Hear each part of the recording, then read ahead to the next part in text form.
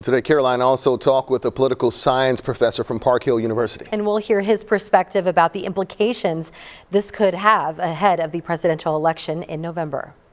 The shooting at former President Trump's rally has left a lot of Americans feeling uncertain. Where do we go from here and what happens next? I'm Caroline Hogan, and we talked to a political science expert to get some clarity. I think my initial reaction was probably similar to everyone's, which is it's a really shocking thing.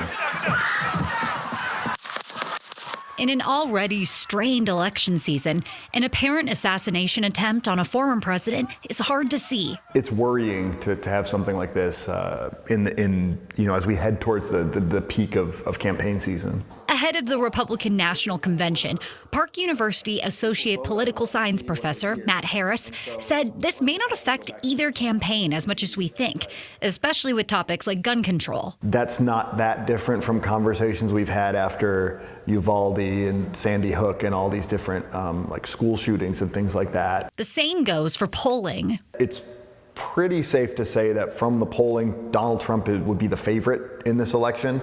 It's close. I think for a lot of people, their minds are already made up on these two candidates, and so I can't imagine something like this really bringing people together in a way that would be lasting. Harris said it speaks to the extreme polarization in our country. He references a moment when two legislators spoke to his class. They were like, Democrats and Republicans, when we were in Congress, they would eat lunch together. Like, they didn't agree on policy, but they would sit down and have, pizza or whatever. And they're seeing that isn't even the case anymore.